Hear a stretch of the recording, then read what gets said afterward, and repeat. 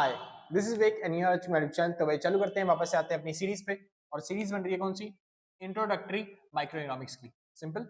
इससे पहले हम ऑलरेडी ही 6 चैप्टर ऑलरेडी बना चुके हैं। 6 चैप्टर नहीं, सॉरी 7 चैप्टर हम ऑलरेडी बना चुके हैं। ये हमारा चलने वाला है आज 8वां चैप्टर, जिसका नाम है टैक्सेशन। अगर आपने पिछली वीडियोस नहीं देखी है तो डिस्क्रिप्शन में लिंक है, जाइए फटाफट से देख के आइए। सिंपल। वो मैटर नहीं करता कि आप बीकॉम प्रोग्राम के बच्चे हो या फिर बीकॉम ऑनर्स के बच्चे हो, बीए के बच्चे हो, किसी भी स्टूडेंट हो, बस आपकी जो बुक है वो इंट्रोडक्टरी अगर माइक्रो इकोनॉमिक्स है तो आप ये आराम से सीरीज देख सकते हो पूरी। ठीक है भाई, चलिए स्टार्ट करने से पहले सबसे मेन चीज, अगर आप नोट्स परचेज करना चाहते हो किसी भी सब्जेक्ट के, ठीक है, तो आप इस नंबर पे कांटेक्ट करके नोट्स परचेज कर सकते हो। जो भी मिनिमम अमाउंट होगा वो व्हाट्सएप पे पेमेंट करने के बाद आराम से आप नोट्स परचेज कर लोगे। सिंपल। ज्यादा अमाउंट हम रखते नहीं, छोटा सा अमाउंट होता है, 150 से 200 के बीच में आपको नोट्स मिल जाएंगे पूरे बुक के। सर एक चैप्टर के नहीं, पूरी बुक की आपको समरी मिल जाएगी, एक तरीके से पूरे नोट्स मिल जाएंगे शॉर्ट फॉर्म में, ताकि आप जल्दी से अपना सिलेबस कवर कर पाओ। चलिए जी, तो सबसे पहले चालू करते हैं। आज का नाम आता है चैप्टर नंबर 8, जिसका नाम है टैक्सेशन। तो इस चैप्टर में हम क्या चीज पढ़ने वाले हैं? बस 3 मेन टॉपिक हैं जो हमको पढ़ने हैं। सबसे पहला इंपॉर्टेंस ऑफ टैक्स, यानी टैक्स की इंपॉर्टेंस क्या है, टैक्स की खास बात क्या है, हम टैक्स के बारे में जानना क्यों चाहते हैं, तो हमें इंपॉर्टेंस पढ़नी है किसकी? टैक्स की। उसके बाद इफेक्ट ऑफ टैक्सेस, टैक्सेस के इफेक्ट क्या होते हैं, यानी अगर गवर्नमेंट टैक्स लगाती है तो हमारे ट्रेड पे क्या इफेक्ट पड़ेगा, यानी कि अगर गवर्नमेंट टैक्स लगाती है तो हमारे परचेजिंग पावर पे या फिर सेलिंग पावर पे क्या इफेक्ट पड़ेगा, बायर पे क्या इफेक्ट पड़ेगा, सेलर पे क्या इफेक्ट पड़ेगा, प्रॉफिट होगा या लॉस होगा, लॉस होगा तो किस तरीके का लॉस होगा, समझे? तो ये सब चीजें हमें पढ़नी है। इसके अंदर हम इलास्टिसिटी भी निकालना सीखेंगे कि अगर गवर्नमेंट टैक्स लगाती है तब इलास्टिसिटी कैसे निकलेगी। ठीक है सर, तो ये सब कंसेप्ट हम पढ़ने वाले हैं। डेड वेट लॉस क्या होता है, इफेक्ट क्या पड़ता है बायर और सेलर पे, उसके बाद इलास्टिसिटी कैसे कैलकुलेट करते हैं, और लास्ट तीसरा मेन टॉपिक जिसको बोलते हैं हम लेफर कर्व। अब लेफर कर्व जो होता है वो डिसाइड करने में हेल्प करता है कि गवर्नमेंट को टैक्स लगाना चाहिए तो कितना लगाना चाहिए। ठीक है, क्योंकि ज्यादा टैक्स लगा देंगे तब भी दिक्कत हो जाएगी, कम टैक्स लगाएंगे तो गवर्नमेंट की रेवेन्यू नहीं बनेगी, समझे? तो टैक्स अगर लगाना चाहिए तो फिर कितना लगाना चाहिए, ये हम सीखेंगे लेफर कर्व से। सिंपल सर, बस ये 3 टॉपिक आपको कवर करने हैं और 3 टॉपिक कवर होते के साथ ही आपका पूरा जो चैप्टर है वो खत्म हो जाएगा। सिंपल। चलिए भाई, तो सबसे पहले टॉपिक चालू करते हैं, टैक्स क्या होता है। तो आपको जैसे कि पता है टैक्स क्या है, एक कंपलसरी पेमेंट है। अगर गवर्नमेंट ने बोला टैक्स देना है आपको तो आपको टैक्स देना पड़ेगा, वो एक कंपलसरी पेमेंट होती है, आप उस टैक्स के लिए मना नहीं कर सकते। सिंपल इतना, ठीक है। तो कंपलसरी पेमेंट होती है टैक्स, यानी एक मैंडेटरी पेमेंट होती है, वो किसी पे भी गवर्नमेंट चार्ज कर सकती है, चाहे वो कोई इंडिविजुअल इंसान हो या फिर उसकी बड़ी ऑर्गेनाइजेशन हो, तो गवर्नमेंट किसी से भी टैक्स वसूल कर सकती है। और गवर्नमेंट उस टैक्स का करती क्या है, गवर्नमेंट उस टैक्स के लिए से आपको जो बेनिफिट्स हैं वो प्रोवाइड करने की कोशिश करती है। जैसे स्कूल्स प्रोवाइड करती है गरीब इंसानों को, ठीक है, कॉलेजेस प्रोवाइड करती है, हॉस्पिटल्स बनवाती है, रोड सड़कें बनवाती हैं, इलेक्ट्रिसिटी प्रोवाइड करती है, यानी सोशल वेलफेयर का जो काम करती है वो उसी टैक्स के पैसों से करती है गवर्नमेंट। सिंपल इतना। चलिए, तो बात आती है अब टैक्स क्या होता है, तो एक बार डेफिनेशन देख लेते हैं। टैक्स क्या है? इट इज ए मैंडेटरी फी, या फिर आप चार्ज भी कह सकते हो, बाय द गवर्नमेंट। गवर्नमेंट की एक मैंडेटरी फी है जो कि गवर्नमेंट चार्ज करती है ऑन इंडिविजुअल और ऑर्गेनाइजेशन, यानी कि चाहे वो इंडिविजुअल पे चाहे वो ऑर्गेनाइजेशन पे। किस लिए? For best, sorry, for providing best facilities, अपनी बेस्ट फैसिलिटीज प्रोवाइड करने के लिए गवर्नमेंट जो भी फीस या चार्ज करती है, चलते हैं किसी भी इंडिविजुअल से या फिर ऑर्गेनाइजेशन से, वो चार्ज क्या कहलाता है? वो टैक्स कहलाता है। और ये मैंडेटरी होता है, हर किसी को देना पड़ता है। वो अलग बात है कि गवर्नमेंट सब कभी लेती है कभी नहीं लेती, कोई गरीब होगा उससे नहीं लेगी, कोई अमीर होगा तो उससे लेगी, मगर जिस पे भी गवर्नमेंट ने बोला उसको वो देना पड़ेगा। जैसे इनडायरेक्ट टैक्स तो सभी देते हैं वैसे। ठीक है भाई, आगे चलते हैं। बात आती है इंपॉर्टेंस, खास बात क्या होती है टैक्स की। गवर्नमेंट जो टैक्स लेती है उसके फायदे क्या होते हैं, क्या फायदे होते हैं सर, गवर्नमेंट को क्या प्रॉफिट मिलता है उससे, टैक्स लेने से? तो सबसे पहली चीज, गवर्नमेंट मेंटेन कर पाती है लॉ एंड ऑर्डर, यानी गवर्नमेंट जो है वो अच्छे तरीके से नियम कानून बना पाती है, उनको फॉलो अप करवा पाती है लोगों से। सिंपल सर, क्योंकि अगर टैक्स नहीं देते तो फिर जो एम्प्लॉय की सैलरी जाती है, जो पुलिस वालों की, फौजी की, मिलिट्री की सैलरी जाती है, ये कहां से देती गवर्नमेंट, समझे? तो लॉ एंड ऑर्डर, जो कोर्ट में जो जज बैठे होते हैं उनकी सैलरी कहां से दी जाती है? तो लॉ एंड ऑर्डर मेंटेन करने का, डिफेंस को मेंटेन करने का जो काम करती है वो कौन करती है? गवर्नमेंट। सिंपल। इसके साथ साथ जो वेलफेयर का काम है, जैसे कि क्या बोलते हैं एमएसपी डिसाइड करना, क्या बोलते हैं किसानों से ज्यादा प्राइस पे अपना सामान खरीदना, उनका प्रोडक्ट खरीदना, ताकि वो मोटिवेट हो सके, वो अच्छा प्रोडक्ट बना सके, और वही प्रोडक्ट गरीब मतलब गरीब कंज्यूमर को प्रोवाइड करना, यानी सब्सिडी के तौर पर उनको छूट देना, ये सब काम कौन करती है? गवर्नमेंट करती है। वेलफेयर मेंटेन करने का काम कौन करती है? गवर्नमेंट करती है। सिंपल, तो कोई दिक्कत नहीं। बढ़िया भाई, इंपॉर्टेंस है, इंपॉर्टेंस टैक्सेशन की, जो भी आपको लगता है कि क्या फायदे होते हैं टैक्स लगाने के, तो वो आप लिख सकते हो इसके अंदर, कोई दिक्कत नहीं। चलिए, तो पहला टॉपिक हमारा खत्म होता है और यहाँ पे चालू करते हैं सबसे मोस्ट इंपॉर्टेंट टॉपिक, जो कि एग्जाम्स में आता भी है, effect of taxes on market outcome. क्या समझना है? इफेक्ट ऑफ टैक्सेस, टैक्सेस के क्या इफेक्ट होते हैं? गवर्नमेंट ने जो टैक्स लगाया उससे इफेक्ट क्या पड़ता है पूरी इकोनॉमी पे, पूरी मार्केट के ऊपर इफेक्ट क्या पड़ता है। सिंपल। अब इसको समझाने के लिए इफेक्ट क्या पड़ता है मैं फिर से आपको लेके चलूंगा, कल वाला आपने टॉपिक पढ़ा था जहां पे हमने ट्रेड के बारे में सीखा था, और गवर्नमेंट अगर उसके ऊपर वो लगा देती है, टैरिफ लगा देती है, तब उस पे ट्रेड पे क्या इफेक्ट पड़ता है। अगर आपने नहीं देखा तो डिस्क्रिप्शन में लिंक है, सर देख के आइए फटाफट से, चैप्टर नंबर 7वां है वो, ट्रेड एंड वेलफेयर के नाम से। ठीक है, बहुत इंपॉर्टेंट चैप्टर है, एग्जाम में पक्का पक्का आता है, और उसी टॉपिक को थोड़ा सा आगे बढ़ाते हुए हम आज करने वाले हैं। सिंपल। चलिए, तो अगर बात करी जाए टैक्स की, अगर गवर्नमेंट टैक्स लगाती है तो उससे क्या इफेक्ट पड़ेगा। देखो अब यहाँ पे मैं ट्रेड की बात नहीं करूंगा कि हम विदेशों से ट्रेड कर रहे हैं, क्योंकि ट्रेड वाला कंसेप्ट है नहीं, इस बार कंसेप्ट है टैक्सेशन का, तो हम एक देश के अंदर ही बाउंड्री में सीमित रहते हुए ट्रेड करेंगे, सिंपल, मतलब लेन देन करेंगे। ठीक है भाई, बायर और सेलर के हिसाब से। तो सबसे पहले effect of taxes on market outcome, market के आउटकम पे मतलब कि क्या इफेक्ट पड़ेगा। ठीक है भाई, चलिए टैक्स लगाने से तो एक बार समझते हैं क्या इफेक्ट पड़ेगा। ये जीरो हो गया, ये हो गई हमारी डिमांड कर्व, और ये हो गया हमारा सप्लाई कर्व। ठीक है भाई, और ये होता है इक्विलिब्रियम, जैसे कि आपको पता है, और इसको बोलते हैं हम, जहां पे डिमांड और सप्लाई बराबर होती है उस पोजीशन को बोलते हैं क्या, इक्विलिब्रियम। यहीं पे जो है इक्विलिब्रियम क्वांटिटी फिक्स हो जाती है कि इतनी क्वांटिटी हम देश में ट्रेड करेंगे, और यहीं पे जो है प्राइस फिक्स हो जाता है कि इतने इक्विलिब्रियम प्राइस पे हम जो है देश में ट्रेड करेंगे। सिंपल। इसके ऊपर वाला जो एरिया है, यानी कि ये वाला पूरा एरिया ट्रायंगल वाला, ये पूरा दिखाता है कंज्यूमर सरप्लस को, और इसके नीचे वाला जो पूरा एरिया है वो दिखाता है प्रोड्यूसर सरप्लस को। सिंपल, कोई दिक्कत तो नहीं, बढ़िया, बहुत अच्छे। अब बात आती है, अगर गवर्नमेंट प्रोडक्ट के ऊपर क्या लगा दे, टैक्स लगा दे या फिर टैरिफ लगा दे, कोई भी बात लगा दे, तो उससे क्या इफेक्ट पड़ेगा। मान लेते हैं टैक्स लगा दे, तो इससे क्या इफेक्ट पड़ेगा, सोचिए। मान लेते हैं कोई प्रोडक्ट है जो कि क्या बोलते हैं मार्केट में बिकता कितने रुपए का, 3 रुपए का। कितने रुपए का बिकता, नहीं इक्विलिब्रियम में मान लेते हैं, इक्विलिब्रियम कोई प्रोडक्ट है 5 रुपए का। सिंपल, 5 रुपए का मार्केट में बिकता, इक्विलिब्रियम प्राइस क्या डिसाइड हुआ, 5 रुपए। ठीक है, लेकिन वो प्रोड्यूसर ने कितने में बनाया था, प्रोड्यूसर ने मान लेते हैं इतने में बनाया, थोड़ा सा हिसाब से भाई क्वांटिटी एक आ जाए ताकि ये Q1। सिंपल, ठीक। तो मान लेते हैं प्रोड्यूसर ने बनाया था वो प्रोडक्ट को कितने रुपए में, 3 रुपए में। सिंपल, क्योंकि जब भी गवर्नमेंट क्या बोलते हैं टैक्स लगाती है, तो वो टैक्स दोनों पे लगाती है, एक वो प्रोड्यूसर पे भी लगाती है और एक वो सेलर पे भी लगाती है। जो सामान खरीदता है उसको भी टैक्स भरना पड़ता है, जो सामान बेचता है उसको भी टैक्स भरना पड़ता है, यानी कि गवर्नमेंट दोनों का काटती है, प्रोड्यूसर का भी और सेलर का भी। सिंपल, ठीक। गवर्नमेंट भेदभाव नहीं करती ना, ठीक है। तो गवर्नमेंट, चलिए, तो गवर्नमेंट जो है टैक्स दोनों से लेती है, चाहे वो बायर हो चाहे वो सेलर हो, दोनों से टैक्स लिया जाता है। ठीक है, तो दोनों के ही इफेक्ट होंगे चीजें। जैसे एक प्रोड्यूसर था जिसने बनाया सामान 3 रुपए का, कि वो मार्केट में 3 रुपए में बेचेगा, लेकिन गवर्नमेंट कहने लगी नहीं नहीं सर, आप 3 रुपए में नहीं बेच सकते, 2 रुपए आपको क्या देना पड़ेगा, गवर्नमेंट को टैक्स देना पड़ेगा। इसलिए वो प्रोड्यूसर 2 रुपए टैक्स के ऐड करके मार्केट में कितने में बेचने तैयार हो गया, 5 रुपए में। सिंपल। लेकिन अब वो जो प्रोडक्ट है क्या वो 5 रुपए में मार्केट में बिकेगा, नहीं, वो प्रोडक्ट के ऊपर गवर्नमेंट टैक्स लगा रही है कंज्यूमर वाला, अब कंज्यूमर को भी टैक्स देना पड़ता है, क्योंकि तो वो 2 रुपए का टैक्स गवर्नमेंट ने और लगा दिया, यानी कि एक्चुअल में प्रोडक्ट जो है मार्केट में कंज्यूमर को कितने में मिलेगा, 7 रुपए में।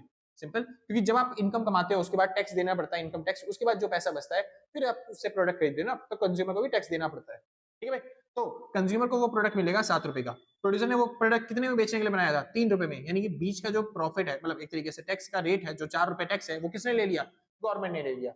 इतना समझा गया, कोई दिक्कत तो नहीं ना, बढ़िया। ये प्रोड्यूसर के लिए है, ये मतलब कंज्यूमर के लिए, बायर के लिए। आगे चलो, पक्का। अब देखिए एक बार बात करते हैं कि टैक्स लगने से पहले क्या हाल थे हमारे ट्रेड के। तो सबसे पहले यहाँ पे बिफोर टैक्स, टैक्स लगने से पहले क्या हालत था, तो ये था कंज्यूमर सरप्लस, ये कंज्यूमर सरप्लस, यहाँ पे हम देखेंगे प्रोड्यूसर सरप्लस, उसके बाद हम देखेंगे गवर्नमेंट को कितना प्रॉफिट मिल रहा है, उसके बाद यहाँ पे ऑल सरप्लस यानी टोटल सरप्लस। ठीक है, चलिए, तो स्टार्टिंग में बिफोर टैक्स, मान लो टैक्स नहीं लगा था, तब वहां पे चाहे वो ए वाली पोजीशन हो, चाहे बी वाली पोजीशन हो, चाहे सी वाली पोजीशन, ये तीनों ही पोजीशन किसकी थी, कंज्यूमर सरप्लस की, यानी कंज्यूमर सरप्लस में था ए प्लस बी प्लस ये पूरा एरिया जो ट्रायंगल था वो दिखाता था कंज्यूमर सरप्लस को। ठीक है, और ये जो पूरा एरिया था, ये वाला पूरा एरिया ये शो करता था प्रोड्यूसर सरप्लस को, यानी कि डी, ई और एफ, यानी कि ये तीनों एरिया कौन कौन से, डी, ई प्लस एफ, ये तीनों एरिया किसके थे, प्रोड्यूसर सरप्लस के। और गवर्नमेंट का वहां पे टैक्स नहीं था, तो इस वजह से गवर्नमेंट की अर्निंग जो थी वो नील थी, यानी कि टोटल सरप्लस इकोनॉमी में जो होता था वो होता था A plus B plus C plus D plus E plus F. Simple, consumer जमा में प्रोड्यूसर। सिंपल, चलिए आगे चलते हैं। तो अब बात आती है, अब क्या हुआ, अब गवर्नमेंट ने लगा दिया टैक्स, तो बात आती है आफ्टर टैक्स, टैक्स लगाने के बाद क्या हुआ। अब सोचिए ध्यान से, अब जब गवर्नमेंट ने टैक्स लगा दिया तो प्रोडक्ट क्या बनेगा, मतलब महंगा मिलेगा कंज्यूमर को। तो क्या कंज्यूमर उतनी क्वांटिटी खरीदेगा जितनी क्वांटिटी पहले वो खरीदता था? बिल्कुल भी नहीं। तो क्वांटिटी क्या कर देगा, डिमांड कम कर देगा। और जब क्वांटिटी डिमांड कम हो जाती है, जब क्वांटिटी डिमांड क्या हो जाती है, कम हो जाती है, जब कम क्वांटिटी डिमांड करी जाएगी तो वहां से जो लाइन ड्रॉ होती है तो वो दिखाती है कि कंज्यूमर 7 रुपए में, मतलब जो सेलर है वो 7 रुपए में बेचना चाहता है और जो बायर है वो 3 रुपए में खरीदना चाहता है। सिंपल, अगर ट्रेड हो पॉसिबल हो तो। लेकिन ऐसा हर बार पॉसिबल होता नहीं है, क्योंकि यहाँ पे सेलर जो है वो 3 रुपए में, क्योंकि कम क्वांटिटी बिक रही है इसलिए वो कम प्राइस में ही बेचते हैं, ठीक है। और जो बायर है वो कम क्वांटिटी कब खरीदता है, जब प्राइस क्या होते हैं, ज्यादा होते हैं। सिंपल। चलिए, अब क्योंकि ज्यादा प्राइस है तो बायर सोचता है मैं कम क्वांटिटी खरीदूंगा, और कम प्राइस पे सेलर भी सोचता है कि मैं कम क्वांटिटी ही बेचूंगा। क्यों? क्योंकि गवर्नमेंट ने क्या लगा दिया, टैक्स लगा दिया। अब टैक्स लगाने के केस में अब देखते हैं कंज्यूमर सरप्लस कहां पे आएगा और हमारा प्रोड्यूसर सरप्लस कहां पे आएगा। तो सबसे पहले बात, आफ्टर टैक्स। आफ्टर टैक्स, क्योंकि प्राइस क्या डिसाइड हुआ है, प्राइस डिसाइड हुआ है, ये सारा प्रॉफिट कौन ले जाएगा, ये ले जाएगी कौन, गवर्नमेंट। सिंपल। एक सेकंड भाई, बाहर से शोर ज्यादा आता है, उसको एक बार कम करना है। हाँ भाई, शुक्र है वापस। ठीक है, तो मैं कहाँ पे था, मैं था कि अगर गवर्नमेंट टैक्स लगा दे उसके बाद क्या इफेक्ट पड़ेगा। अब देखो, गवर्नमेंट ने जब टैक्स लगा दिया तो क्वांटिटी हम डिमांड क्या करेंगे, कम, यानी देश के अंदर कम क्वांटिटी सेल होगी। सिंपल बात है, ठीक। अब जब कम क्वांटिटी सेल होगी तो इतनी क्वांटिटी सेल होगी, तो इसमें देखो प्रॉफिट किस किस का निकल रहा है, कंज्यूमर को प्रोडक्ट मिल रहा है 7 रुपए के प्राइस में, ज्यादा देने की चाहिए था लेकिन अब उसे 7 रुपए में मिल जा रहा है प्रोडक्ट। तो हमें जो प्रॉफिट हो रहा है वो केवल इतने से में प्रॉफिट हो रहा है, यानी कि ये कंज्यूमर के लिए प्राइस हुआ तो प्रॉफिट बना बस इतना, इतना, ये वाला एरिया। तो ये जो एरिया बन गया ये हो गया कंज्यूमर सरप्लस का। सिंपल, जिसको हम बोलते हैं ए एरिया। तो कंज्यूमर सरप्लस में कितने में, बस खाली ए में। और प्रोड्यूसर, प्रोड्यूसर सरप्लस कहाँ पे है, प्रोड्यूसर जो है वो सामान इतने में बेचने के तैयार था, तो इस वजह से ये जो एरिया बन गया वो था प्रोड्यूसर सरप्लस का। यानी कि जो एफ वाला एरिया है वो किसका है, प्रोड्यूसर सरप्लस का। सिंपल इतना, बहुत अच्छे। अब ये जो एरिया दिखा रहा है ना, क्योंकि प्रोडक्ट जो है जो बेचा गया उसमें 4 रुपए, क्योंकि 3 रुपए तो प्रोड्यूसर को मिले, बाकी जो 7 रुपए में जो एक्स्ट्रा पैसे थे वो कंज्यूमर के बच गए। यानी कंज्यूमर तो ज्यादा पैसे 9-10 रुपए देने को तैयार था, तो कंज्यूमर के 2 रुपए बच गए, यहाँ पे 3 रुपए किसके बच गए, उसके जो सेलर था उसके। यानी कि ये जो 4 रुपए हैं, ये 4 रुपए किसके बचे, ये 4 रुपए मिले किसको, गवर्नमेंट को, क्योंकि यहाँ से भी गवर्नमेंट ने क्या कमाया, टैक्स, और यहाँ से भी गवर्नमेंट ने क्या कमाया, टैक्स। तो इस वजह से ये जो पूरा पैसा है, यानी कि कौन सा एरिया, बी और डी वाला एरिया, बी प्लस डी वाला गवर्नमेंट का एरिया बन गया, जो गवर्नमेंट जहां पे टैक्स कमा रही है। सिंपल। लेकिन यहाँ पे बी और डी का तो इसने प्रॉफिट कमा लिया, लेकिन चेंजेस हो गए क्या।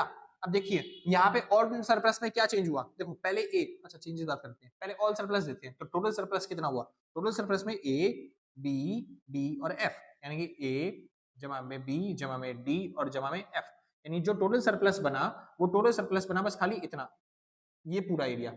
सिंपल, क्योंकि उतनी क्वांटिटी सी और एफ वाली क्वांटिटी पे तो हम जा ही नहीं रहे, उतने पे तो हम ट्रेड कर नहीं रहे, क्योंकि गवर्नमेंट ने टैक्स लगाया, हम क्वांटिटी कम डिमांड करेंगे, इस वजह से कम ट्रेड करेंगे, तो इस वजह से सी और एफ पे क्या है, मतलब हम पहुंच ही नहीं पा रहे। सिंपल, गवर्नमेंट टैक्स क्यों लगाया, क्योंकि गवर्नमेंट नहीं चाहती थी कि तंबाकू बीड़ी सिगरेट ऐसे प्रोडक्ट जल्दी से बिके हमारे देश के अंदर, तो इस वजह से गवर्नमेंट ने टैक्स लगा दिया, और इसी वजह से क्वांटिटी क्या हो गई, कम हो गई, हम कम क्वांटिटी में ट्रेड कर रहे हैं, तंबाकू बीड़ी सिगरेट नहीं बिक रहे। सिंपल सा। तो जो सी और ई प्रोडक्ट है वो तंबाकू बीड़ी सिगरेट ऐसे प्रोडक्ट है जिसपे गवर्नमेंट ने हाई टैक्स लगा रखा है। सिंपल। चलिए बात करते हैं अब ऑल चेंजेस क्या है, टोटल चेंजेस क्या हुए उसकी, ठीक है, कि किसको प्रॉफिट हुआ और किसको लॉस। तो ये हो गया चेंजेस। चेंज कहां पे आया, तो देखो यहाँ पे कंज्यूमर पहले ए बी सी, ये ए बी सी पूरे में सरप्लस पे था, लेकिन अब ए पे सरप्लस है बस, यानी कि बी और सी का क्या हो गया, इसको लॉस हो गया, ठीक है। तो producer surplus D E F, ये तीनों क्या था, प्रोड्यूसर सरप्लस, लेकिन अब प्रोड्यूसर को सरप्लस कितना मिल रहा है, बस एफ, डी और ई उसकी तरफ से चला गया, यानी कि इसकी तरफ से गया डी और ई वाला एरिया। लास्ट में गवर्नमेंट, गवर्नमेंट को पहले कुछ भी इनकम नहीं मिलती थी, गवर्नमेंट ने टैक्स लगाया नहीं था, लेकिन अब गवर्नमेंट बी और डी वाले जो एरिया में है वहां से इनकम जनरेट कर पा रही है, तो गवर्नमेंट को यहाँ पे हुआ सरप्लस बी और डी का। सिंपल। लेकिन अगर आप देखा जाए ऑल ओवर सरप्लस क्या हो रहा है, ऑल ओवर क्या हो रहा है, तो यहाँ पे देखो ए भी मैच हो गया ए से, बी भी मैच हो गया बी से, और उसके बाद डी भी मैच हो गया डी से, एफ भी मैच हो गया एफ से, यानी कि यहाँ पे सी गायब हो गया, और यहाँ से कौन सा गायब हो गया, ई गायब हो गया, सी और ई गायब हो गया। सिंपल। ये ई नहीं है, एफ मतलब ये मान लेते हैं ये ई है, मानना क्या है ये वो ई, ठीक है। तो यहाँ से ये मैच हो रहा है, इससे ई गायब हो गया, ठीक है। तो सी और ई गायब हो गया, यानी कि एक्चुअल में चेंज क्या हुआ कि हमें टोटल इकोनॉमी में, पूरी इकोनॉमी के अंदर सी और ई का जो है, मतलब ये एक तरीके से जो ट्रेड है वो थोड़ा सा कम हो गया, वहां पे ट्रेड नहीं हो पा रहा, यानी कि यहाँ पे ट्रेड नहीं हो पा रहा, तो गवर्नमेंट ने क्या कर दिया, ट्रेड को ब्लॉक कर दिया। और जब ट्रेड ब्लॉक हो गई किसकी वजह से, गवर्नमेंट के टैक्स लगाने की वजह से, यानी कि इकोनॉमी को क्या हो रहा है, लॉस। और इसी तरीके के लॉस को, जब इकोनॉमी को लॉस होता है किसकी वजह से, ट्रेड लगाने की वजह से, टैक्स लगाने की वजह से, टैरिफ लगाने की वजह से, क्योंकि हम आउटपुट कम खरीदते हैं फिर, और इस तरह का जो लॉस होता है, इसी तरह के एक लॉस को हम बोलते हैं डेड वेट लॉस। क्या बोलते हैं इस तरीके के लॉस को, डेड वेट लॉस, सिंपल। या फिर आप कह सकते हो मार्केट इनसिक्योरिटीज, सॉरी इनएफिशिएंसीज, या तो आप बोल दो डेड वेट लॉस या फिर बोल दो मार्केट इनएफिशिएंसी। तो इसी तरह के लॉस को क्या बोला जाता है, इसी तरीके के लॉस को डेड वेट लॉस। क्योंकि ये कब होता है, ये लॉस कब होते हैं, जब क्या बोलते हैं गवर्नमेंट टैक्स लगा देती है, टैरिफ लगा देती है, इसी वजह से हमको ट्रेड करना पड़ता है, कम होता है, तो डिमांड क्या हो जाती है, ट्रेड क्या होता है, कम होता है, और वो जो कमी होती है उसी को क्या बोलते हैं, डेड वेट लॉस, सिंपल। या फिर मार्केट इनसफिशिएंसी, यानी कि जो सी प्लस ई है, यानी कि ये वाला जो पूरा एरिया है, कौन सा वाला एरिया, सी प्लस ई वाला एरिया, ठीक है भाई। तो ये पूरा एरिया किसको शो कर रहा है, ये पूरा एरिया शो कर रहा है किसको, डेड वेट लॉस को।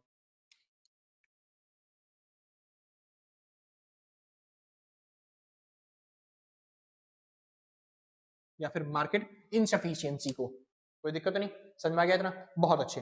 अब ये जो डेड वेट लॉस है, ये किसको हो रहा है, ये लॉस एक्चुअल में, क्योंकि मार्केट में तीन ही लोग हैं, एक कंज्यूमर, एक प्रोड्यूसर और एक गवर्नमेंट, तो ये एक्चुअल में लॉस हो किसको रहा है, तो हमको ये देखने को मिलता है कि जो गवर्नमेंट है उसको तो प्रॉफिट हो रहा है, गवर्नमेंट को प्रॉफिट हो रहा है, क्योंकि गवर्नमेंट को इनकम बढ़ गई, मतलब गवर्नमेंट की इनकम बढ़ गई है। तो ये जो लॉस है ये किसको झेलना पड़ रहा है, किसको एक्चुअल में लॉस हो रहा है, जिसकी वजह से पूरी इकोनॉमी का लॉस हो रहा है, तो कंज्यूमर को कितने का लॉस हुआ, बी और सी का, प्रोड्यूसर को कितने का लॉस हुआ, डी और ई का। लेकिन ये जो बी और सी में से और डी और ई में से जो कंज्यूमर का प्रॉफिट था वो चला गया गवर्नमेंट के पास, और जो ये वाला था कंज्यूमर का प्रॉफिट, जो लॉस था वो किसने ले लिया, गवर्नमेंट ने। तो माना जाएगा कि इकोनॉमी में एक के पास से लॉस गया, दूसरे को प्रॉफिट मिल गया, बराबर है। यहां से भी जो डी वाला जो वो एरिया वो किसने ले लिया, गवर्नमेंट ने। ये जो बी वाला और डी वाला एरिया, यानी कि ये वाला एरिया गवर्नमेंट ने ले लिया, पहले जो कंज्यूमर सरप्लस के लिए होता था, ठीक है, और प्रोड्यूसर सरप्लस के लिए होता था, ये गवर्नमेंट ने ले लिया। तो मानेंगे इकोनॉमी के लिए कोई दिक्कत नहीं है, एक की जगह एक का सामान दूसरे के पास चला गया, ठीक है। लेकिन जो एक्चुअल में लॉस हुआ वो कौन सा हुआ, एक ये सी वाला और एक ये ई वाला, क्योंकि इसको तो किसी ने लिया ही नहीं, इसको तो किसी ने लिया नहीं, ये प्रोडक्ट तो खराब ही हो गए, इनको तो कोई पूछ ही नहीं रहा, जो भी जिस पे गवर्नमेंट ने हाई टैक्स लगा रखे थे। तो सी और ई वाले तो लॉस हो गए ना, जिसको हम डेड वेट लॉस बोल रहे हैं। और ये जो लॉस है किस किसने झेला, तो सी वाला लॉस झेला कंज्यूमर ने, और ई वाला लॉस झेला किसने, प्रोड्यूसर ने। तो ये जो सी वाला लॉस है, डेड वेट लॉस तो दोनों ही है, लेकिन जो सी वाला लॉस है ये कहलाता है किसका लॉस, लॉस ऑफ कंज्यूमर, या फिर आप लॉस ऑफ बायर कह सकते हो, जो खरीदता है, लॉस ऑफ बायर, सिंपल। और ये जो ई वाला लॉस है, ई वाला लॉस कहलाता है लॉस ऑफ सेलर, क्या कहलाता है, लॉस ऑफ सेलर। यानी कि जो सी वाला पार्ट है वो लॉस झेला किसने, बायर ने, और जो ई वाला पार्ट है वो लॉस झेला किसने, सेलर ने। सी वाला लॉस झेला कंज्यूमर ने और ई वाला लॉस झेला किसने, प्रोड्यूसर ने। इतना समझ में आ गया भाई, मेरे को लग रहा है भाई मैं इतने अच्छे तरीके से समझा रहा हूँ, इतनी प्यार से समझा रहा हूँ कि आपको समझ में आना चाहिए, ठीक है। अगर आपको नहीं आ रहा तो भाई एक बार फटाफट से जाओ, दोबारा रिकैप करो और दोबारा से चलते वीडियो देखना चालू करो, भाई अच्छे तरीके से समझा रहा हूँ, आपको समझ में आएगा, ठीक है। इतना मुश्किल नहीं है, ये बहुत सिंपल सा टॉपिक है, ठीक है। तो मैंने समझा दिया impact of taxes on buyer and seller, या तो ये टॉपिक आएगा डेड वेट लॉस क्या होता है वो समझाओ, तो डायग्राम बना के ये सब फॉर्मूले दिखा के और स्टेप्स बता के कि किस तरीके से हमने डेड वेट लॉस को निकाला, ठीक है, वो सब आप लिख के आओगे। और या फिर पूछेगा टैक्सेस से क्या इफेक्ट पड़ता है बायर और सेलर पे, तो आप बता दोगे कि वो लॉस हो रहा है बायर का, कौन सा वाला, सी वाला एरिया, और ये ई वाला एरिया दिखा रहा है लॉस ऑफ सेलर को। कोई दिक्कत तो नहीं, इतना समझ में आ गया, बहुत अच्छे। अब हमको समझना है इंसिडेंस एंड इलास्टिसिटी, यानी ये जो लॉसेस हुए या फिर ये जो टैक्स लगाए गए गवर्नमेंट के द्वारा, इसकी वजह से इलास्टिसिटी में क्या चेंज हुआ, इलास्टिसिटी कैसे निकलती है, ठीक है। उसके लिए मिटाना पड़ेगा भाई, तो एक बार फटाफट से नोट कर लो भाई, फिर एक बार मिटा देता हूँ, ये वाला पार्ट मिटाऊंगा, ठीक है, क्योंकि इसमें अभी कंटेंट लिखा हुआ है, इसका यूज करना है तभी हम इलास्टिसिटी समझ पाएंगे, ठीक है। तो जिसको नोट करना है फटाफट से नोट करो भाई, फिर आगे चलते हैं। चलो दिखाई दे रहा है अभी तक साफ, हाँ भाई श्योर है, एक बार रिकॉर्ड कर चुका हूँ भाई, रिकॉर्ड ही नहीं हुआ क्योंकि स्टोरेज फुल हो गई थी, दोबारा समझते हैं इसी टॉपिक को, ठीक है भाई।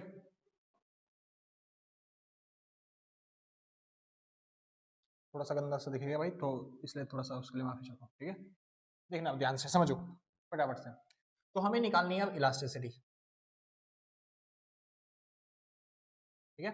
अब इलास्टिसिटी कैसे निकलती है, इलास्टिसिटी भी नहीं, हमें कंपैरिजन करना है बस खाली इलास्टिसिटी का, तो बस इलास्टिसिटी ऑफ डिमांड अपॉन में इलास्टिसिटी ऑफ सप्लाई रख देते हैं, ठीक है। यानी कि यहाँ पे बायर की जो इलास्टिसिटी है उसको डिवाइड करते हैं सेलर की इलास्टिसिटी से।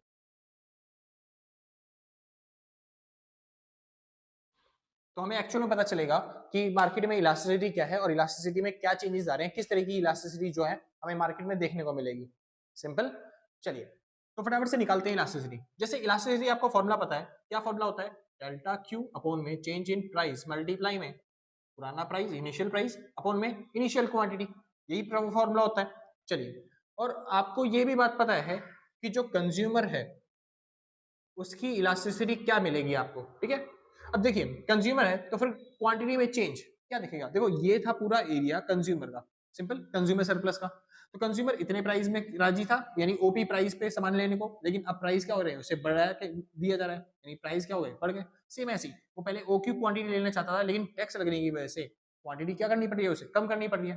तो क्वांटिटी में चेंज कितने का आया, क्यू से क्यू वन का, यानी कि चेंज कितने का होगा, क्यू क्यू वन का अपॉन में प्राइस में चेंज कितने का आया, प्राइस पहले वो ओपी दे रहा था लेकिन अब उसे ओपी वन देने पड़ेंगे क्योंकि टैक्स लग गया, 2 रुपए फालतू देने पड़ेंगे, यानी कि उसे देना पड़ेगा पी से लेके पी वन का, यानी चेंज कितने का आया, पी वन का।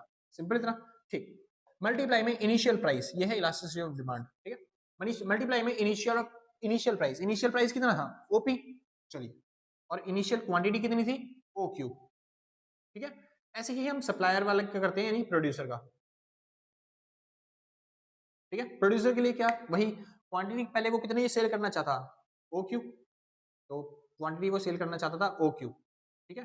ये ओ क्यू है, क्यू क्यू क्यू बन रहा है, ये भी भाई ओ क्यू है, ठीक है। क्वांटिटी वो सेल करना चाहता था, अच्छा क्वांटिटी पहले सप्लायर चेंज मतलब सेल करना चाहता था ओ क्यू, लेकिन क्वांटिटी में चेंज हो गया टैक्स लगने की वजह से, अब बिकेगी ओ क्यू वन, यानी चेंज कितने का आ गया, क्यू क्यू वन का, सही है भाई, क्यू क्यू वन, ठीक है। और अपॉन में प्राइस में चेंज कितने का हुआ, प्राइस वो पहले इतने बेचना चाहता था लेकिन उसे टैक्स देना पड़ेगा, इसलिए अब उसका प्राइस मिलेगा बस खाली ओपी टू, है ना भाई, यानी चेंज कितने का हुआ, ये हो गया पी से पी टू तक का, ठीक है। मल्टीप्लाई में पुराना प्राइस क्या था, पुराना प्राइस ओपी था और पुरानी क्वांटिटी ओक्यू थी, सिंपल। अब फटाफट से इसको कंपेयर करते हैं, यानी कि इलास्टिसिटी ऑफ डिमांड को और इलास्टिसिटी ऑफ सप्लाई को। तो ईडी अपॉन में ईएस क्या निकलेगा, ये निकलेगा भाई क्यू क्यू वन अपॉन में पीपी वन मल्टीप्लाई में ओपी अपॉन में ओक्यू फुल अपॉन में क्यू क्यू वन अपॉन में पी टू मल्टीप्लाई में ओपी अपॉन में ओक्यू, सिंपल। और इस पूरे से ये पूरा कट रहा है, इस पूरे से ये पूरा कट रहा है, और इसको जब हम उल्टा करेंगे तो ऊपर जाके मल्टीप्लाई में आ जाएगा, यानी वन अपॉन में पीपी वन तो पहले ही था, मल्टीप्लाई में हो जाएगा पीपी टू अपॉन में ये हो जाएगा कितना, वन, ठीक है। अब इसको सॉल्व करेंगे तो ये हो जाएगा पीपी टू अपॉन में पीपी वन, सिंपल। और ये पीपी टू तक क्या था, ये था चेंज इन प्राइस, वो भी किसके प्राइस में चेंज हो रहा है, पीपी टू मतलब किसके प्राइस में, सेलर के प्राइस में, ठीक है। और यहाँ पे चेंज इन प्राइस है ये पीपी टू, और पीपी टू किसका है, ये है, सॉरी ऊपर आ गया, हाँ पीपी वन है ना नीचे, तो पीपी वन किसका प्राइस है, ये है बायर का, सिंपल। तो अगर आप इलास्टिसिटी निकालना चाहते हो तो इलास्टिसिटी निकालने के लिए बहुत सिंपल सा है कि आपको प्राइस में जो चेंज हुआ उसको बस कंपेयर करना है, सेलर वाले को ऊपर रखना है और बायर वाले को नीचे लिखना है, ठीक है। तो आप आराम से इलास्टिसिटी निकाल लोगे। तो इलास्टिसिटी का फॉर्मूला हमने क्या सीखा, क्या बोलते हैं, कहाँ लिखूं, यहीं पे दिख रहा होगा, ट्राई कर लेते हैं भाई। तो इलास्टिसिटी का फॉर्मूला क्या सीखा हमने, मार्केट की इलास्टिसिटी कैसे निकलेगी, मार्केट की इलास्टिसिटी निकलेगी चेंज इन प्राइस जो कि किसका हुआ, सेलर का, अपॉन में चेंज इन प्राइस जो कि किसका हुआ, बायर का, सिंपल। इस तरीके से आप आराम से मार्केट की इलास्टिसिटी निकाल सकते हो, और ये बन गई इलास्टिसिटी निकालने का फॉर्मूला, सिंपल भाई। मेरे को पता है सर जल्दी जल्दी समझाया थोड़ा सा, तो हो सकता है समझ में ना आए, तो इसलिए रिकैप करके दोबारा देख लेना एक बार, ठीक है, अच्छे तरीके से, क्योंकि एक बार समझा चुका हूँ, स्टोरेज फुल हो चुकी है, ज्यादा मैं बोल नहीं सकता, क्योंकि एडिट करने के भाई मटेरियल रखना भी है अपने पास, है ना भाई। तो इस वजह से, और आप आराम से देख लो फटाफट से, जो भी नोट करना है फटाफट से नोट कर लो। और अब हम करेंगे बस एक छोटा सा टॉपिक जिसका नाम है लेफर कर्व, और लेफर कर्व करते साथ ही आपका पूरा चैप्टर खत्म हो जाएगा। और लेफर कर्व जो है बस आपको ये सिखाता है कि मार्केट में जो गवर्नमेंट है उसको टैक्स कितना रखना चाहिए, आइडियल टैक्स क्या होना चाहिए, वो समझाएगा आपको, सिंपल। तो जिसको नोट करना है फटाफट से नोट करो, फिर हम आगे चलते हैं, ठीक है भाई, फटाफट से नोट कर लेना रे, शांति से, हाँ भाई शुक्र है। तो अब टॉपिक आता है लेफर कर्व, ठीक है। अब ये लेफर कर्व क्या होता है, और लेफर कर्व समझने से पहले एक छोटा सा टॉपिक और है, वो समझ लेते हैं फटाफट से, फिर आगे चलते हैं। टॉपिक का नाम क्या है सर, फिर से इलास्टिसिटी, अब जो इलास्टिसिटी है वो कैलकुलेट तो करनी है, लेकिन आपको पता होगा कि मार्केट में ना अलग अलग तरीके से डिमांड कर्व बनते हैं। जैसे फॉर एग्जांपल अगर मान लो आपका डिमांड कर्व ऐसा हो गया, ठीक है, तब क्या इफेक्ट पड़ेगा? जैसे सप्लाई जो है वो ये है, लेकिन डिमांड कर्व आपका बिल्कुल हो गया, मतलब कि फ्लैटर, फ्लैटर नहीं बोलते इसको, इसको बोलते हैं क्या, इसको बोलते हैं हॉरिजॉन्टल, ठीक है। तो ये आपका डिमांड कर्व और सप्लाई कर्व ये है। देखो क्या हुआ, क्वांटिटी इतनी हमने डिसाइड करी थी, लेकिन अब क्वांटिटी में चेंज हो गया, अब क्वांटिटी इतनी हो गई, यानी कि क्वांटिटी क्या हो गई, कम हो गई। तो हो सकती है ना ऐसा कि डिमांड में मतलब डिमांड तो कांस्टेंट रहेगी अब यहाँ पे, क्योंकि ईडी इसका क्या है, कांस्टेंट है, infinity. Simple, elasticity of demand क्या है, इन्फिनिटी, क्योंकि वहां पे चेंज बहुत सारा हो रहा है। तो इससे सप्लाई पे क्या इफेक्ट पड़ेगा, सप्लाई बढ़ भी सकती है, सप्लाई उसकी घट भी सकती है, बहुत चेंज के होंगे। सिंपल, तो इससे इक्विलिब्रियम पे क्या इफेक्ट पड़ेगा वो समझना है। अब इक्विलिब्रियम मैंने बताया था, इक्विलिब्रियम मतलब होता है चेंज इन प्राइस, वो भी किसका, बायर का, ठीक है। और नीचे आएगा चेंज इन प्राइस, वो सॉरी ऊपर आता है सेलर का, और नीचे आता है चेंज इन प्राइस, वो भी किसका, बायर का। तो अगर ये केस हुआ तो समझिए डिमांड में चेंज हो रहा है क्या, डिमांड में तो प्राइस कांस्टेंट है, क्या डिमांड में प्राइस में मतलब डिमांड के लिए, बायर के लिए, ये जो बायर है बायर के हिसाब से प्राइस में चेंज होगा क्या, यहाँ पे प्राइस में चेंज नहीं होगा, बस खाली क्वांटिटी में चेंज होगा। और जब प्राइस में चेंज नहीं होना बायर के लिए, तो नीचे क्या होगी वैल्यू, जीरो। और जब कोई भी वैल्यू ऊपर लिखी हो नीचे आंसर जीरो आता है, तो आंसर क्या होता है, इन्फिनिटी। यानी अगर ईडी बनेगा ऐसा, तो आंसर क्या आएगा आपका, इन्फिनिटी। सिंपल। और वहीं पे अगर क्या बोलते हैं, आपका डायग्राम रहा ऐसा, सप्लाई कर्व, सप्लाई कर्व ऐसा है, और डिमांड कर्व चाहे वो बढ़ जाए, चाहे डिमांड कर्व क्या हो जाए, घट जाए, ठीक है। तो डिमांड कर्व चाहे बढ़ जाए चाहे घट जाए, अब इस पे क्या इफेक्ट पड़ेगा, मैंने बताया था change in supplier seller upon में change in price of buyer, यही फॉर्मूला है। अब देखो, अब सप्लाई जो है इस पर इस टाइम पे कांस्टेंट है, यानी सप्लाई में चेंज क्या हो रहा है, जीरो। बायर में तो प्राइस में तो चेंज हो रहे हैं कि वो बढ़ भी सकता है घट भी सकता है, लेकिन सप्लायर के हिसाब से देखो इलास्टिसिटी ऑफ सप्लाई क्या होगी, कांस्टेंट, क्योंकि सप्लाई के प्राइस में चेंज हो ही नहीं रहा। तो इस बार ऊपर वाले प्राइस में क्या आएगा, जीरो। और जब जीरो आंसर आता है, नीचे कुछ भी लिखा हो, तो इसका आंसर क्या हो जाएगा, जीरो। ठीक है, इतना इंपॉर्टेंट टॉपिक नहीं है, एग्जाम में कभी भी आया नहीं है भाई। जो पिछला टॉपिक था ना बायर सेलर का, जो हमने इफेक्ट देखे थे, क्या इफेक्ट पड़ेगा, वो वाला टॉपिक एग्जाम में आता है, या फिर डेड वेट लॉस वाला टॉपिक एग्जाम में आता है। ये इतना टॉपिक एग्जाम में नहीं आता, बुक में था तो मैंने करवा दिया, सिंपल। अब चलते हैं आगे, अगला टॉपिक हमें करना है लेफर कर्व के बारे में। अब ये लेफर कर्व क्या होता है वो समझना है, ठीक है भाई। चलिए, हाँ भाई शुक्र है। तो अब टॉपिक का नाम आता है लेफर कर्व। तो अब टॉपिक आता है लेफर कर्व। अब ये लेफर कर्व क्या चीज होती है उसके बारे में समझ रहे हैं। अब लेफर कर्व सर ये जो दिया था ना टॉपिक, ये दिया था ऑर्थर लेफर ने, और इनका मानना था कि जो गवर्नमेंट होती है उसको रखना चाहिए एक आइडियल टैक्स रेट। क्यों? क्योंकि ये कहते हैं जो टैक्स रेट होता है ना, आइडियल टैक्स रेट, मतलब जो टैक्स होता है वो इस तरीके से होता है, जैसे नीचे में दिखाऊंगा टैक्स रेट, और यहाँ पे दिखाऊंगा गवर्नमेंट का टैक्स रिवेन्यू,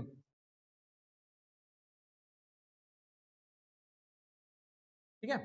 अब जो टैक्स रेट होता है ना और गवर्नमेंट के जो टैक्स रिवेन्यू है, उसमें डायग्राम कैसे बनता है, वो डायग्राम बनता है कुछ इस तरीके का, सिंपल। क्योंकि अगर स्टार्टिंग में अगर आप टैक्स रेट कम रखते हो, तो आपकी जो मतलब जैसे आप स्टार्टिंग जैसे जैसे स्टार्टिंग में टैक्स रेट बढ़ाते हो ना, गवर्नमेंट जैसे जैसे स्टार्टिंग में क्या करती है, टैक्स रेट बढ़ाती है, तो गवर्नमेंट टैक्स बढ़ाएगी, तो गवर्नमेंट की रिवेन्यू भी क्या होती जाएगी, बढ़ती जाती है, सिंपल। जैसे जैसे गवर्नमेंट टैक्स बढ़ाती जा रही है, गवर्नमेंट की इनकम भी क्या होगी, बढ़ेगी, लोग ज्यादा टैक्स देंगे, सिंपल। लेकिन एक पीक पॉइंट आता है, जैसे कि मान लेते हैं ये वाला पॉइंट एक पीक पॉइंट है, कि अगर यहां तक पहुंच गए, इतना टैक्स गवर्नमेंट ने रखा, तो गवर्नमेंट को इनकम मिलेगी इतनी, ये गवर्नमेंट की रेवेन्यू होगी, सिंपल। लेकिन अगर इसके बाद गवर्नमेंट आगे और टैक्स बढ़ाना चाहे कि गवर्नमेंट टैक्स ही टैक्स लगा दे, तो गवर्नमेंट की जो रेवेन्यू है वो घटने लग जाती है, क्योंकि ज्यादातर लोग इतना पैसा नहीं कमाते कि वो ज्यादातर पैसा गवर्नमेंट को ही दे दे, टैक्स में ही दे दे सारा का सारा पैसा। आप जैसे मान लो आपने स्टार्टिंग में 100 रुपए कमाए, तो गवर्नमेंट 1 रुपए टैक्स मांग रही दे देंगे, 2 रुपए टैक्स मांगेगी दे देंगे, तो स्टार्टिंग में तो इनकम बढ़ेगी गवर्नमेंट की। लेकिन अगर हम 100 ही रुपए कमा रहे हैं और गवर्नमेंट कह रही है भाई 90 रुपए टैक्स दे दो, हम बोलेंगे क्या कमाए फिर हम 100 रुपए, क्योंकि इतना ज्यादा टैक्स देना पड़ेगा, सिंपल। तो अगर आप गवर्नमेंट ज्यादा ही टैक्स लगा देगी, तो गवर्नमेंट की इनकम क्या होनी चाहिए, बढ़ जाएगी। तो ये वाला जो पॉइंट है, जो सबसे पीक पॉइंट है, यहाँ पे सबसे गवर्नमेंट की क्या होती है, टैक्स रेवेन्यू सबसे ज्यादा होती है। क्यों? क्योंकि यहाँ पे टैक्स बहुत ज्यादा कम भी नहीं होता, बहुत ज्यादा मतलब ज्यादा भी नहीं होता। इस वजह से यहाँ पे आइडियल एक टैक्स रेट रखा जाता है कि जो गवर्नमेंट की रेवेन्यू को क्या करे, बढ़ा सके, सिंपल। ये था लेफर कर्व, जो कि हेल्प करता है आइडियल टैक्स रेट डिसाइड करने में, सिंपल भाई, बहुत अच्छे। यहाँ पे खत्म होता है आपका पूरा पूरा चैप्टर। अगर आपको चैप्टर समझ में आया हो, अच्छा लगा हो, वीडियो बनाने का तरीका, पढ़ाने का तरीका, तो भाई अगर आपको मजा आया हो, स्वाद आया हो, ठीक है, किसी भी चीज में, तो भाई लाइक शेयर सब्सक्राइब पक्का कर देना। और आप अगर पहले से कर देते हो ना भाई, तो सच बता रहा हूँ, दिल से, कलेजों से, गुर्दों से, फेफड़ों से, शरीर के अंग अंग से थैंक यू आपको। और आपने नहीं कर रखा तो कोई बात नहीं भाई, आराम से देख लो, कोई दिक्कत नहीं है, बाद में कर दिया आराम, तो कोई आफत नहीं आ रही है। हम भी यही हैं, आप भी यही हो, मिलते हैं आपके एग्जाम के बाद, ठीक है। हाँ जी। और हाँ, अगर आपको नोट्स परचेज करने हैं तो इस नंबर पर कांटेक्ट करके नोट्स परचेज कर लेना। जो भी मिनिमम अमाउंट होगा उस अमाउंट में आपको नोट्स मिल जाएंगे। ज्यादा अमाउंट हम रखते नहीं, 150 से 200 के बीच में अमाउंट होता है कि पूरी बुक की जो समरी होती है एक तरीके से, नोट्स आप में भी आपको मिल जाएगी। आप आराम से नोट्स पढ़ के जाओगे, आराम से पास हो जाओगे, अच्छे नंबर आ जाएंगे, 4-5 दिन के अंदर आप आराम से कवर कर लोगे, समझे, अगर आपकी पढ़ने की स्पीड स्ट्रॉन्ग है तो, ठीक है भाई। ज्यादा, क्योंकि बुक की तरह लंबा चौड़ा होता नहीं, शॉर्ट में करके दे रखा होता है, ताकि आपको ज्यादा टाइम वेस्ट ना करना पड़े बुकों के ऊपर। सिंपल, इतना बढ़िया। तो आज के लिए बस इतना ही, मिलते हैं कल सेम टाइम सेम दिन। टाटा बाय बाय, ठीक है भाई। जिसको नोट करना है फटाफट से नोट कर लो, ठीक है भाई, बाय बाय।